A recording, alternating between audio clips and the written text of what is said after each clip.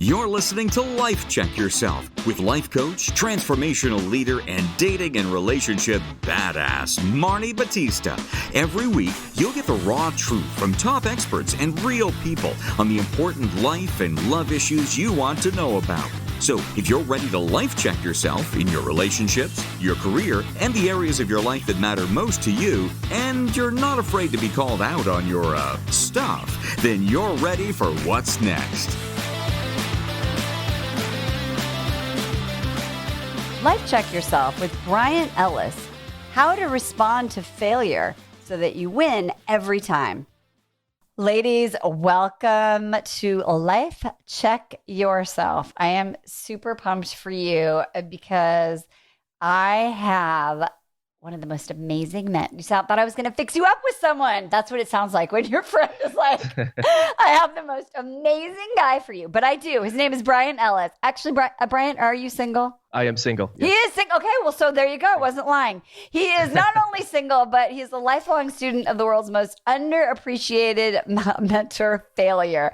He is a risk-taking, rule-breaking high school dropout, entrepreneur, and newly minted millionaire. He's the founder of the viral product and global success story, the Adventure Challenge, which, by the way, I've been getting in my inbox, and I literally have no I don't know how I came across that, but I was like, I should buy that thing.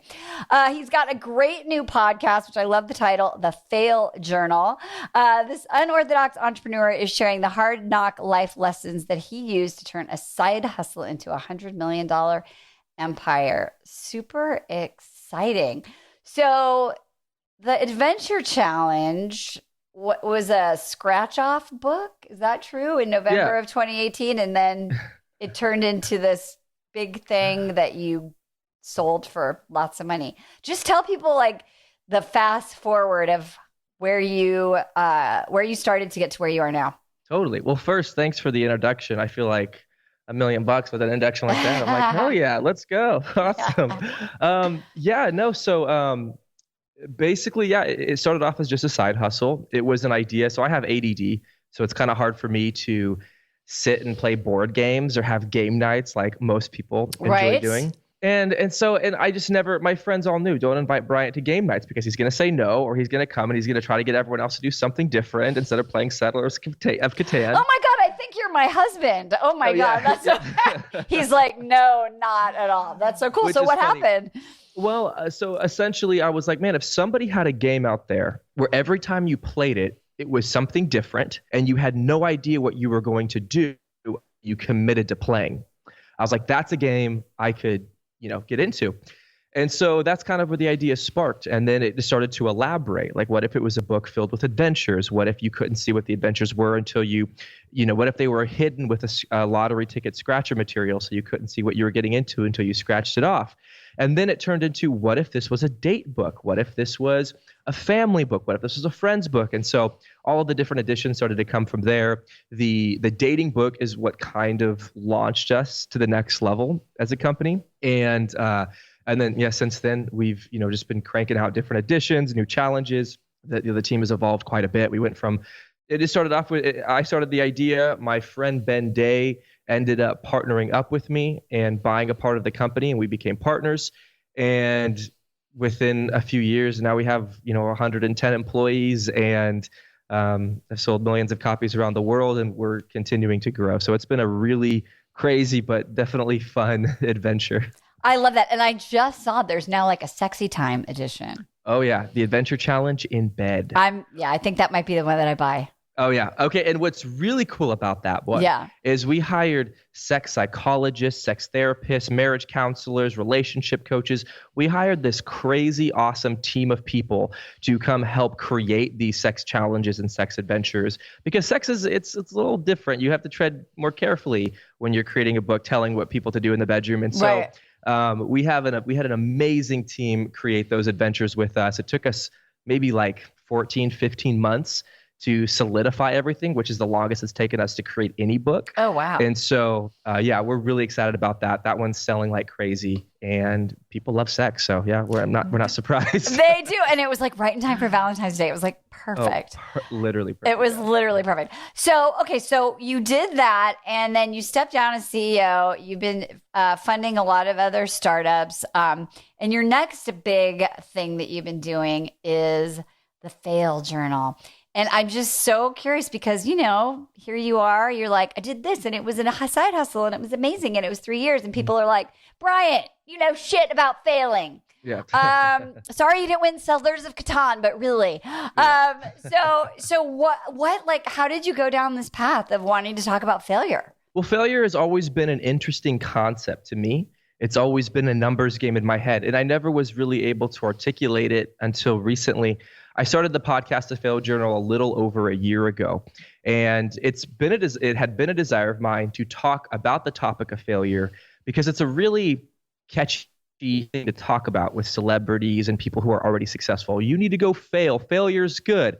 And I'm like, yeah, it's easy for you to say, you have $100 million empire, you're on national television every day. Like, it's easy for you to say, go fail. But what about when you fail and you're broke, or you're failing and you're still single, and you like being in the grind of things, it's not as glamorous. And so I wanted to create a podcast that didn't just encourage people to go out and take risks, but taught them on how to process failure in a way to when you fail, it doesn't register in your brain as trauma, but it registers in your brain as education.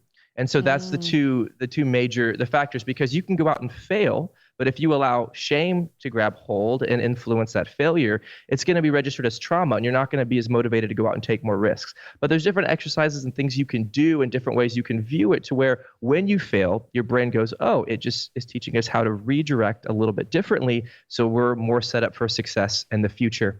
And so that's when, I've been, getting different people on the podcast to talk about their journey of failing and their journey of maybe it was a rise to success or finding a partner or what have you. And so I always love helping people and motivating people with things like that. And I've tried so many companies that didn't work, so when this one was successful really quickly. It was within a year of beginning, and it was, making around 7 figures after about a year and a half. So it was pretty quick turnaround. And a lot of people are like overnight success. And it's like, this company was a very fast success, but there was, 10 years of starting other companies that failed that all logged education for this company to finally succeed. And so that's what a lot of people don't see is the backstory, the picture of the iceberg. They see what's at the surface, but they don't see all of the crazy, shit, trauma, embarrassment, and shame you had to go through before you got the shiny part of the success. I love this. I remember when I just started my business, I don't know how I got invited to this mastermind with like really successful, wealthy people. And they were talking about their challenges. And this one guy, he was probably in his 60s. And he was like, I just decided that if I'm not failing at something at least once a day, I'm probably not pushing myself hard enough. Right? He like built that muscle so strong of failure that he almost was using it as a way to like make sure he didn't stay kind of lazy or too comfortable. So when you look at building that muscle, what are the ways that you start to unplug from the shame? Because a lot of our listeners are like, exactly like you described, they're like, easy for you to say, like I'm kind of selling myself on maybe I shouldn't try. Yeah. Well, the truth is it's not, there's no overnight solution to managing your relationship with failure. It's a process, and it's one that nobody's perfected. It's a journey that you're constantly going to be on. The opportunity to partner with shame and to allow shame to make you feel bad because of a failure, or to let the embarrassment ruin your sleep or make you feel less worthy, that's always going to be an option. So it's a constant exercise and constant process you're going to have to go on. One of the beginning stages for me is success comes from a numbers game. like they say examples I like to use, like Babe Ruth. He had more home runs than any other baseball player in the world, but he also struck out more than any baseball player in the world. I think it was Michael Jordan who has, more points at that point than anybody in the world. He also missed more three-pointers than anybody else in the world. So there, you kind of see like success comes from lots of failure. It really is a numbers game. And so it started to wire into my brain when I was a kid, to where I was like, I want to learn how to juggle. This is a very simple exercise. I want to learn how to juggle. I know I'm going to lock myself in a room and I'm just going to have to fumble around with 3 balls until my muscle memory finally adapts to what my brain is trying to do. And eventually I'll be able to juggle. And I was probably 12 or 13. I locked myself in a bedroom. Within 3 hours, I was able to juggle, but it was a lot of fumbling around. The same thing with spinning a ball on my finger, the same thing with these different things that I wanted to teach myself. It was like, this is going to be a few hours of feeling awkward, a few hours of feeling clumsy and getting my bearings before my body catches up to what my brain wants to do. And the same could be said with dating. Now, granted, I'm not a relationship guru like yourself, but I've had a lot of, I would say I've had a lot of amazing dating experiences when before I used to be terrified of asking out because it was the fear of rejection. And now the way my brain is it's like, hey, I'm not going to be for everybody. Like if everyone I ask out says yes, then I'm probably being a chameleon and turning into what I think they want me to be, and not being my authentic self. So when you see rejection as, oh, thank you for saving me the time, I get to move on and ask somebody else out. When you see it as a numbers game like that versus if you tell me no and I fail, then I'm bad. Then something's wrong with me, And then there's things to adjust, like, hey, maybe the way you're asking somebody out is a little creepy or it's not very personal. There's things like that you can tweak, but ultimately the best way to learn is to practice, to go out and say, hey, I'm going to go out and ask 2 people out this week. And that's going to be terrifying because of the potential for rejection.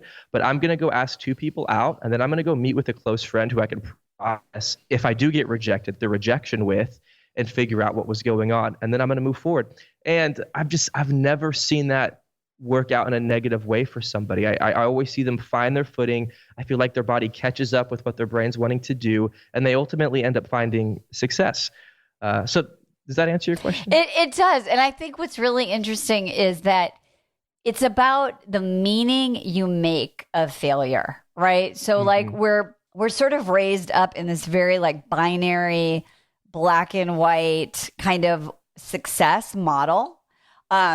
You're in school, you dropped out of high school. I'm sure the binary success failure of high school didn't fit with who you really are, right? But I think for people that start out and that's the way they can win in their life is by trying something and being good at it. The minute they try something and it's not natural, they're not juggling on the first, second, or third try. They're like, I suck at this, or whatever the meaning that they make of that failure. Exactly. Right. So when you think about that paradigm that is kind of being wired into us from a very young age, what are your thoughts on that, and why does it need to change, and how is it hurting us as humans at this part of our evolution? Well, it's interesting because like I don't like to villainize the education system, so I'm going to do my best not to. But I feel like I have a high value for education. I just feel like the way a lot of systems are teaching it aren't for everybody. Right. And one of my favorite sayings from Albert Einstein is, if you grade a fish on its ability to climb a tree, you're always going to think it's stupid. And True. It's a crazy saying, but it's also like, the way the education system is set up, it's for a very specific way that people think, and they want you to fit into that mold. And if you don't fit into that mold, you're not an intellect, you're not very smart. You know what I'm saying? Like people are like, I never was that smart, I never got good grades in school. It's like that's crazy that you feel like your intelligence comes from whether or not you were able to, fit the mold that a lot of people are trying to fit students into doing. And then it gets even crazier because if you can't pay attention and your brain doesn't focus the way the school system wants, they send you to psychiatrists, they give you Adderall, and they give you a drug that forces you to focus rather than saying, your brain probably doesn't want to focus on algebra 1, algebra 2, advanced biology, and chemistry. It's probably wanting to think outside of the box, maybe focus more towards an artistic spin or something else. It's like their brains could be different. And for me, that's how it was. I was like, well, one, I don't think I'm ever going to use algebra 1 or 2 or advanced biology or chemistry as an adult and the things I'm pursuing. So I'm going to educate myself on entrepreneurism. I love learning about sports and fitness. I love learning about skydiving, scuba diving, and things like that. And I just kind of went with what my heart was wanting to go for.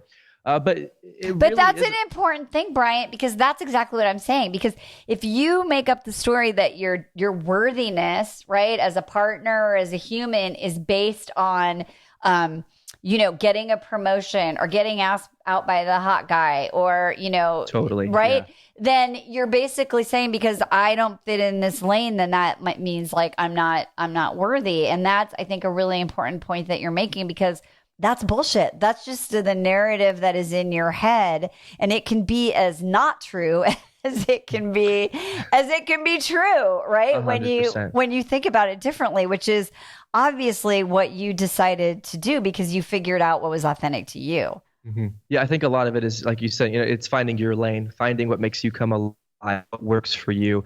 And I think people are scared of that because for so long they're used to people telling them the lanes they need to fit in, they're supposed to go down, and the way they're supposed to do stuff. So I think going on that journey is a really exciting one. But yeah, it is scary. It's definitely scary and uncomfortable. Well, it is. It's funny. I'm doing this. We've sort of branched our brand, and we're not just doing dating, but we're doing sort of like life design. And I'm working with a lot of women in their like 40s, 50s, even 60s on life design, and they're thinking around like what I could do or what is possible is so ingrained into what's in front of you.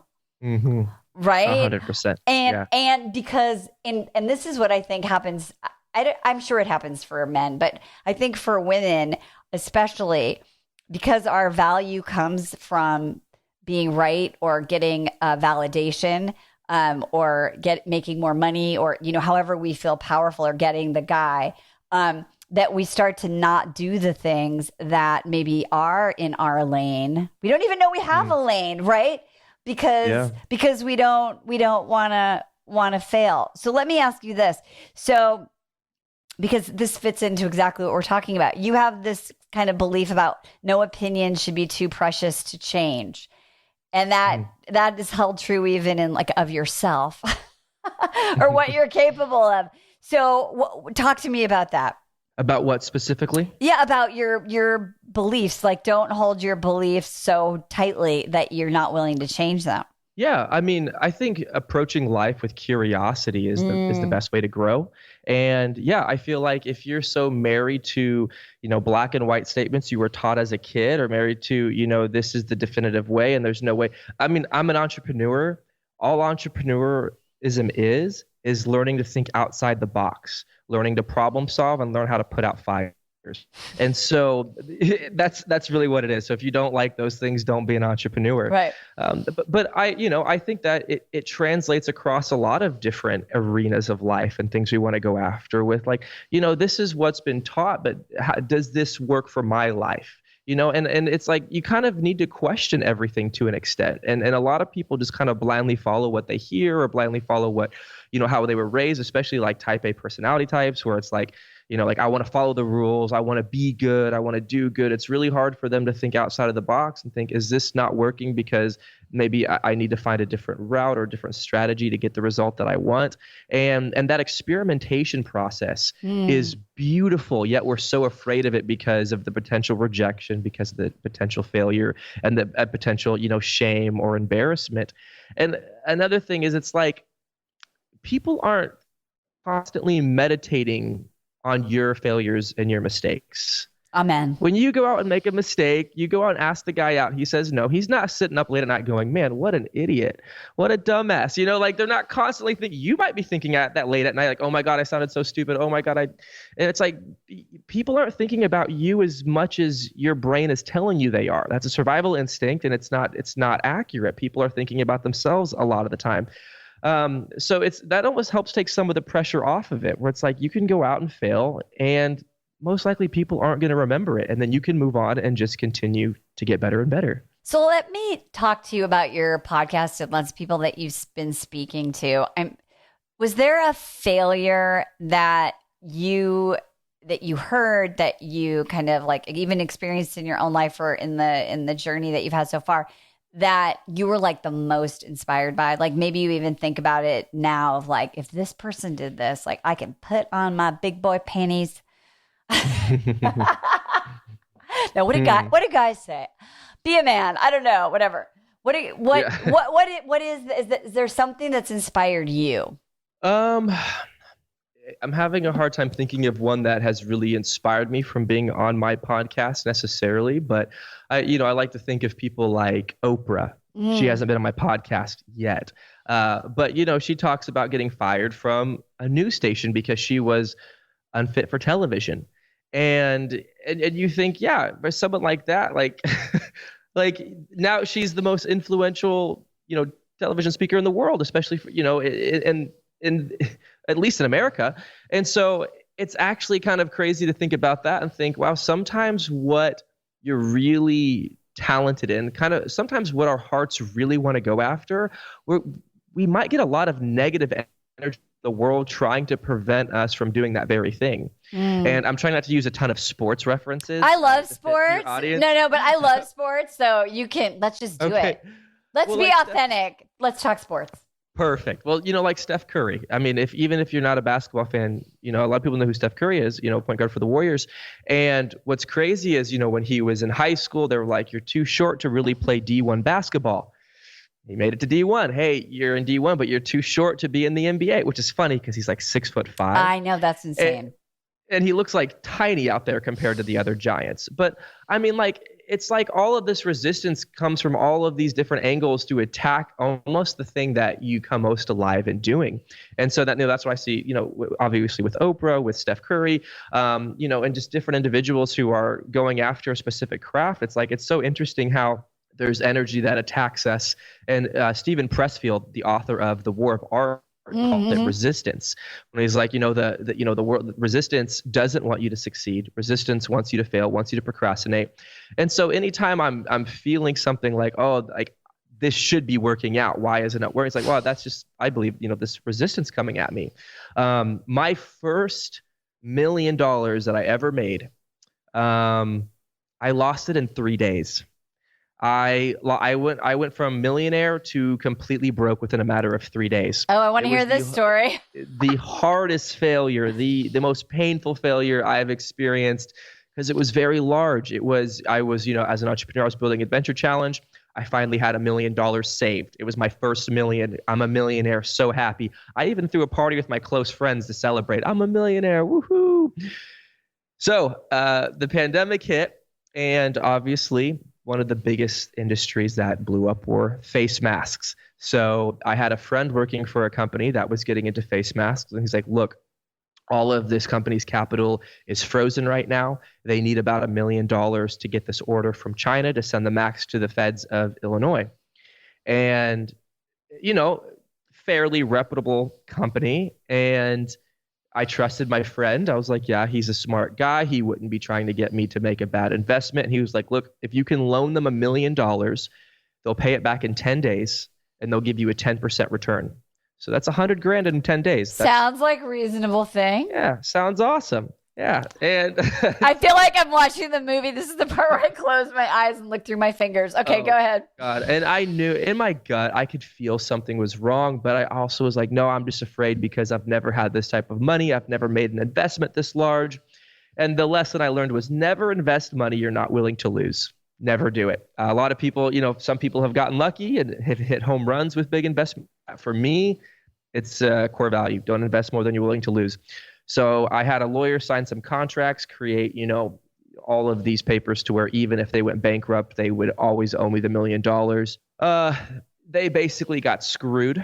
Oh, no. And their bank accounts got frozen and they lost everything. And instead of facing the music and trying to figure out, they all fled and left. So to this day, I haven't seen a nickel of that money. And it was so sad whenever the lawyer was like, hey, we can't get a hold of this guy anymore. He's gone. Oh. So basically your money is gone. And I was devastated because I had just purchased a house that was still in escrow.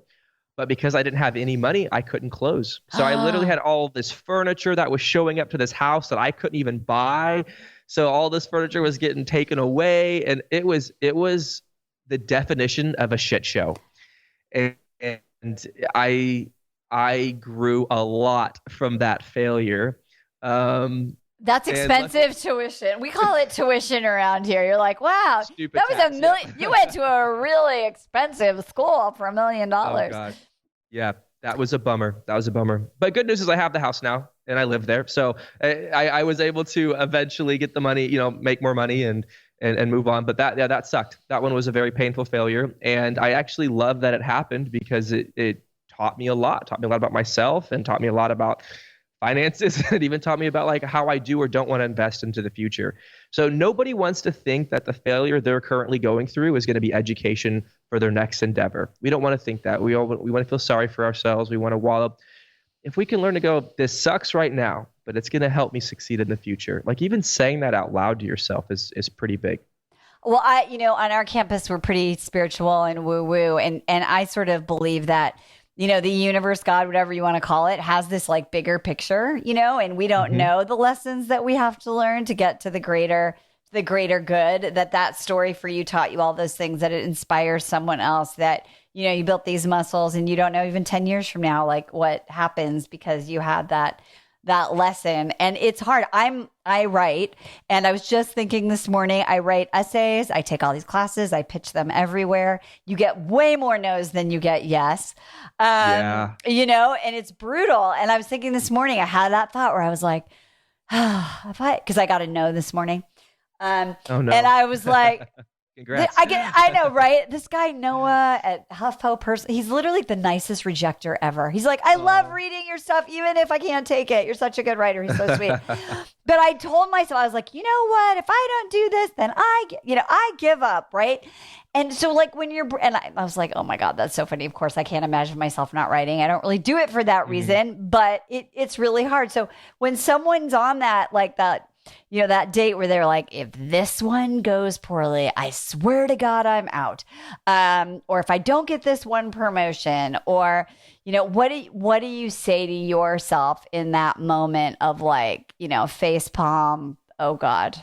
As far in like the dating realm? Yeah. Well, in any part of your life where you're just like, I don't know if I can keep going when you have that moment, or do you just never have them anymore? No, I definitely do. I think a lot of it just comes down to expectations. And I think if we can frame our expectations in a way that's beneficial, the journey can be a lot more fun. If we're always waiting on this magical destination moment, well, spoiler alert, even when you get to that moment, it's a moment is what it is, like becoming, building $100 million company. When we arrived, we had a party. It was fun. But that's not what was memorable. It was the experience. It's cliche to say it's not the destination, it's the journey, but that really is so true. And I think that's the same in dating. If you're dating, you're like, I want a man to be married. I want a family. I need this to work. Then your expectations are kind of setting you up to fail. And it's like, I want to meet somebody. I want to have genuine connection with somebody. And even if this isn't the person I end up with, I'm going to take connection from this person. I'm going to learn something about this person. I'm going to have fun. And I think that can be the same way with, if you're pursuing any form of art. I know the entertainment industry is brutal. For me, I went to conservatory and studied as an actor for a little bit. And I also lived in LA and pursued acting down there. And I have to tell you, I trained myself to fall in love with the audition. The audition was what I fell in love with. It was like, odds are I'm not going to get the role. I'm here for the audition. I'm here to stand in front of 4 judges and perform my art in front of them. Most of the time when I went in with that attitude, I would book something because there wasn't the pressure of, I need this destination. It was like, no, this is the journey. I got to go home and tell my friends about this audition that I had, whether it really sucked or whether it was awesome.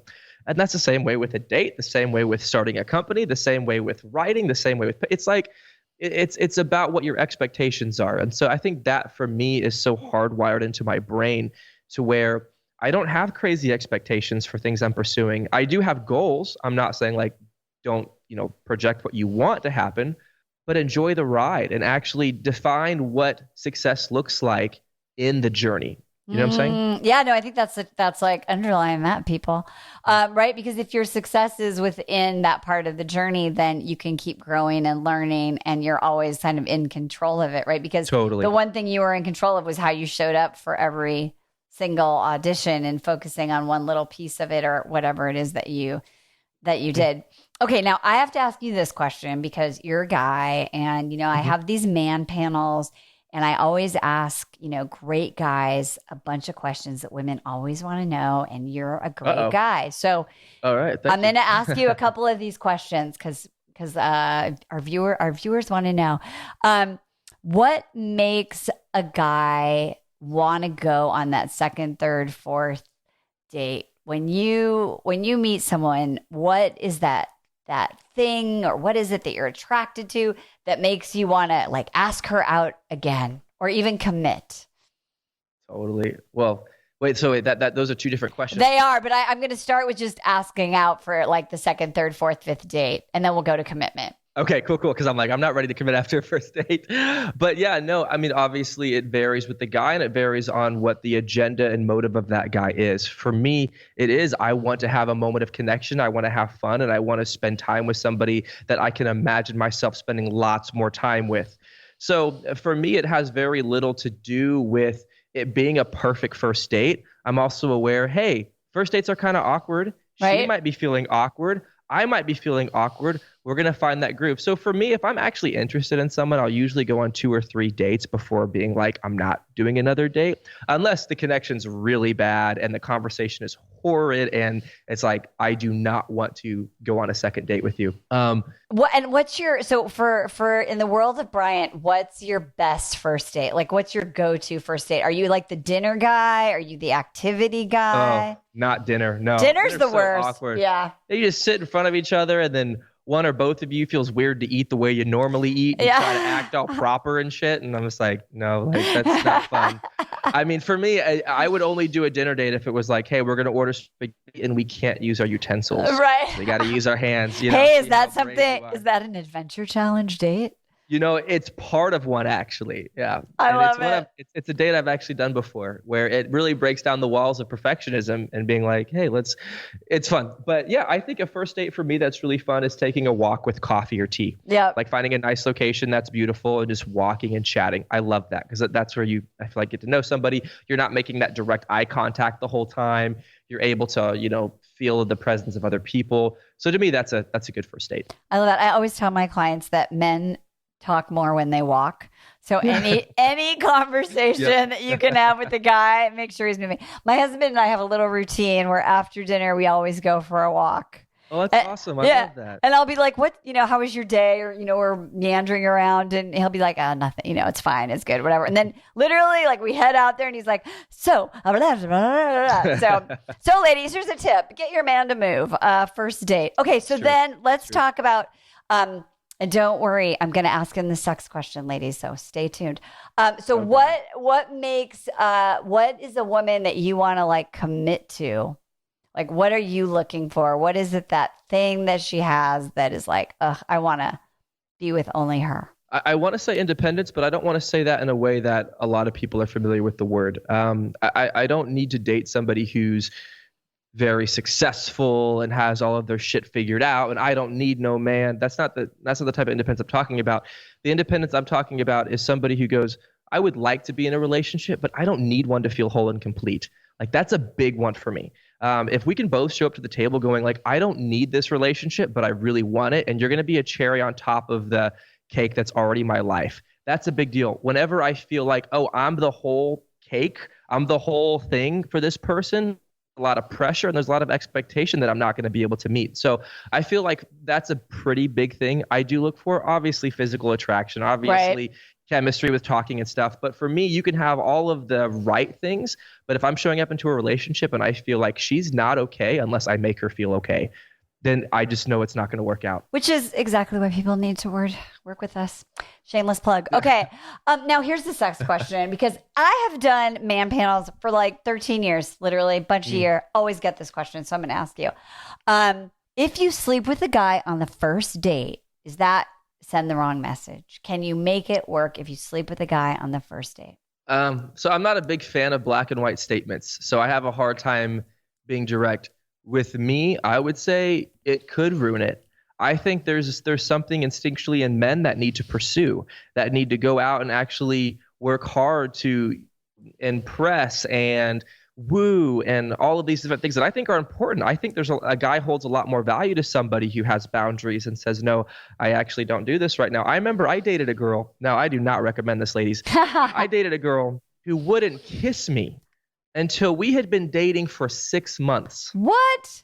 No, I'm not even kidding. I'm dead serious. But I was crazy about this girl. I thought she was so beautiful, so fun. We had great chemistry.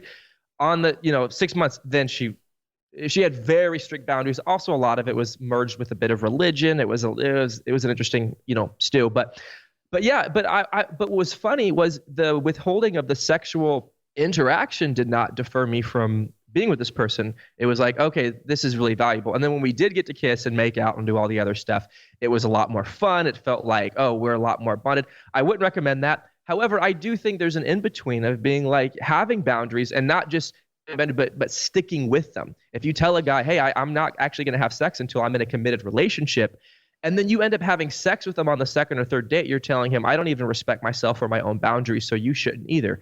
And so I think that's a really big one. So I think having sex on the first date, I would like to say in a perfect world, in like a Hollywood scenario, you meet somebody and you fall in love and maybe you have some drinks and then you end up sleeping together and it works out great. That could be awesome.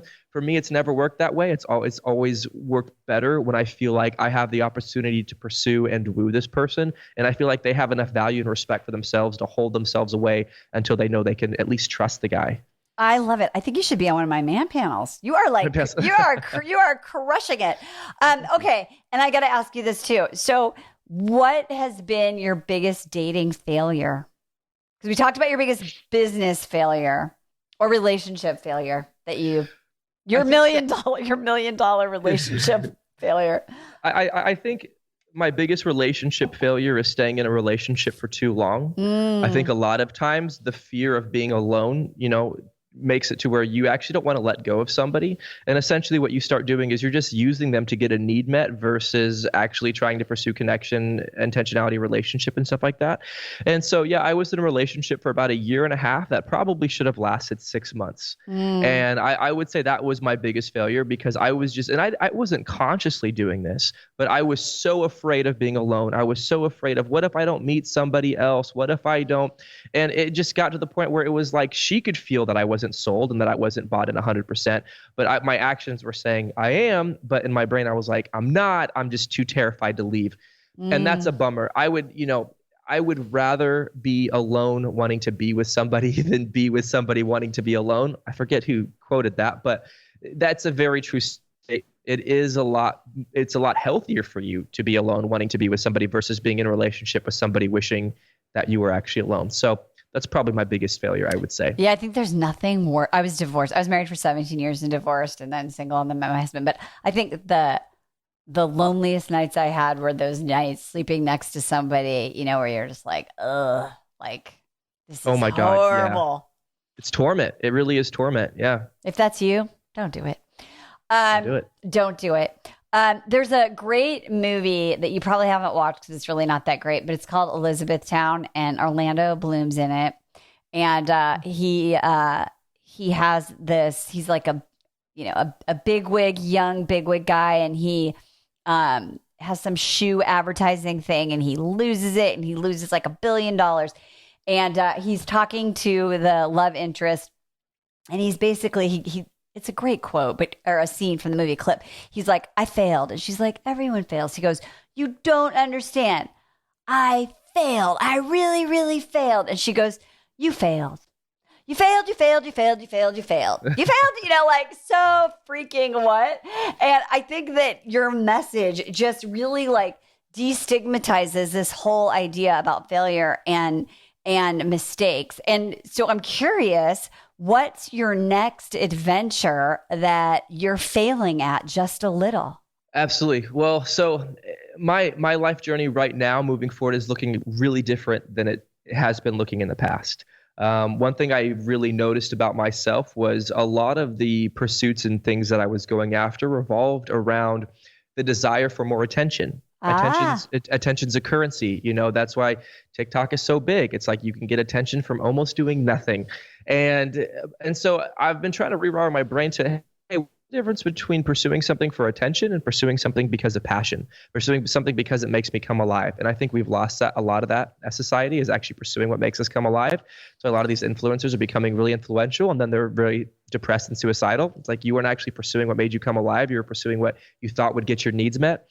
And so for me right now, I'm actually on a journey of rediscovering what makes Bryant come alive. And so as bougie as it sounds, I'm basically going to travel the world this year. And I'm actually creating a YouTube series where it's documenting my process of rediscovery and trying all these new things. And it's going to be a very fun series that I'm excited to make. But we're going to travel to a lot of different locations and try different holistic approaches for mental health. And so this year for me is really a rediscovery of what makes me come alive and what I'm pursuing.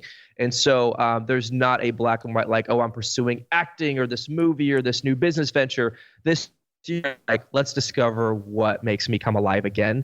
Because, after achieving the success of Adventure Challenge and some other stuff, it's like, I want to make sure that I'm pursuing what makes my heart happy and just not what makes other people think I'm valuable. I love that. That's so amazing. I am like 25, 30 years older than you probably, but I am doing the same thing. I sold my house. My husband and I just bought a big ass RV, and we are going to travel around the country and and live life on our terms, because I love that. Yeah, I think it's a really, and that's really why we started doing this in our business and helping people do this, because I think that what happens is you have an idea of what's supposed to make you happy, and sometimes you achieve it like you did. Sometimes people are forever trying to achieve that. But I think your story shows that it can happen at any age, right? Because we all have a thing that we thought we were going to do that was going to give us what we thought we wanted. And so I think it takes a lot of courage. So yay you, to just say, like, I don't even know what that is, because this version of me is a blank slate. So I think that's amazing. Thank you. Where are you guys traveling first on the RV? Well, we have to pick it up in Elkhart, Indiana, and I'm super excited. Our first official stop is in Louisville, Kentucky. There is a place called the Waverly Sanatorium. Ooh. And I thought it was a mental hospital, which is why I was kind of interested. I saw the pictures and I was like, that looks insane. Like, it's from like the early 1900s. But what I found out was it was a place where they put people who had tuberculosis in the early 1900s to quarantine them. Wow. Yeah, pandemic parallel. And it was horrible, and they did awful things to try and medical experiments and all this crazy shit. And so here's why I'm going, because it's haunted. It's one of the top paranormal experiences. It's been on TV and all this crazy shit. So I'm going to go for a nighttime little adventure.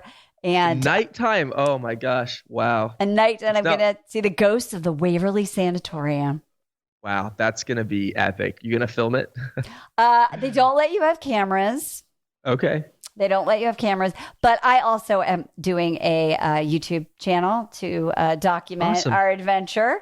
Let's go. Yeah, so we'll see what happens. I don't like scary movies, but I want to see the ghosts at the Waverly Sanatorium. Oh, sounds adventurous for sure. Yeah, you got to do that. I'm super, super excited. Well, thank you so much for being on the show. And I recommend everyone check out the Adventure Challenge for sure. I'm getting the Sexy Time box, definitely. Mm-hmm. And also in the show notes, you can find links to the Fail Journal podcast. It's your homework. You should listen to it, because you all should fail. Because if you're not failing, you're not pushing yourself hard enough. Bryant, thanks for the flowers. Yeah, absolutely. Glad you like them. Ladies, whatever you do, don't just be stagnant in your routine. If you've learned nothing from today's show, make sure that you're always doing the life check. So life check yourself, ladies. We'll see you later. Bye-bye. Hey, thanks for tuning into today's show. So if being in an intimate relationship in which you feel 100% seen, heard, and accepted by a high caliber man is a priority for you right now, and you're interested in seeing if you're a fit for working with me and my team at Dating with Dignity, here's what I want you to do. Just head over to DWD VIP, that's D as in dating, W, D as in dating, VIP.com, and book a call to speak with my team. We'll get on the phone with you for about 60 minutes, and you'll get crystal clear on what's stopping you from finding true love right now. We'll also take a look at what you want to create, what you want your whole life to look like when you're able to finally be fully expressed as a woman in a healthy relationship with an incredible guy. And if we can help you get from where you are right now to where you want to be, we will show you the fastest path possible that makes sense for you to do that. We help smart, successful women all over the world solve this one missing piece in their life so they can finally have it all. So to see if we can help you do the same thing, head over to DWDVIP.com. I'm Marni Batista, and let's talk soon.